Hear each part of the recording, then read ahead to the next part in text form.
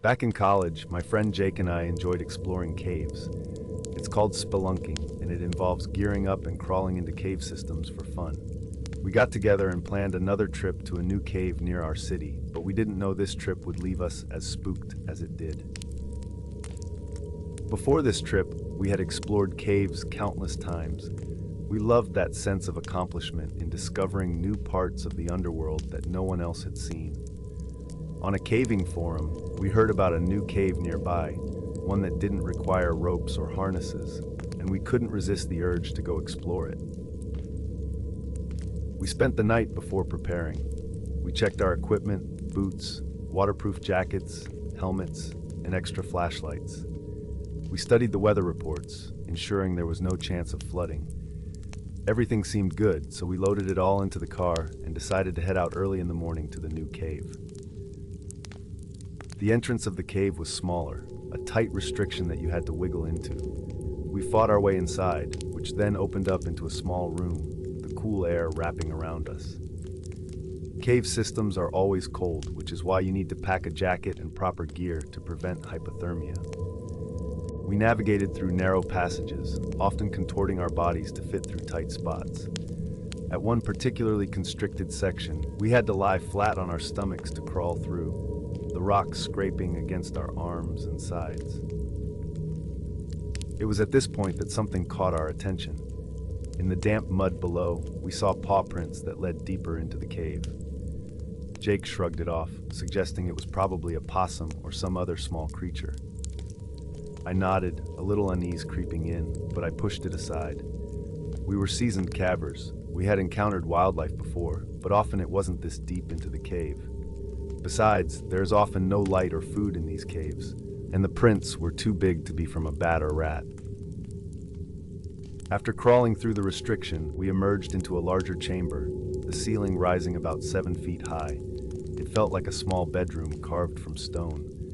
We took a moment to breathe, the air thick and musty. That was when we heard it, a soft scurrying noise from the other side of the room.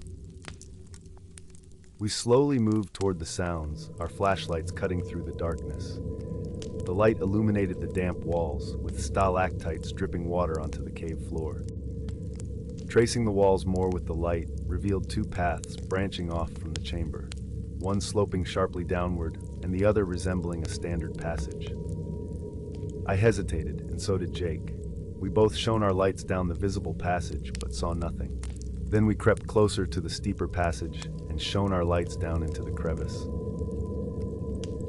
At first, there was nothing but shadows, but then, there it was.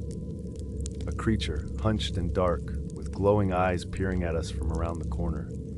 It must have been 2 to 3 feet tall, so much larger than any typical cave animal we've seen before. It was panting heavily. My heart raced as I shouted out my favorite obscenity.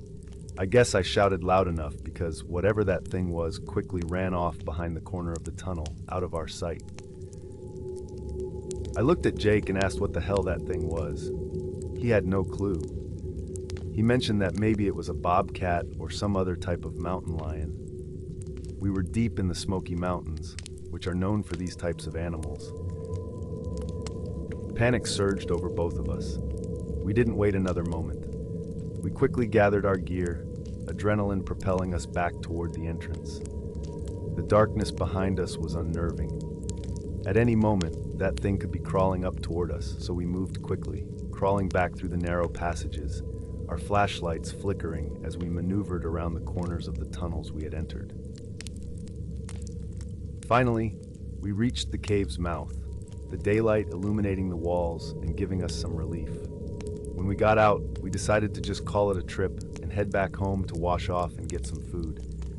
We took a little break from caving after that event, but eventually we both concluded it was some type of larger animal that must have taken shelter in the cave. It was a scary encounter nonetheless.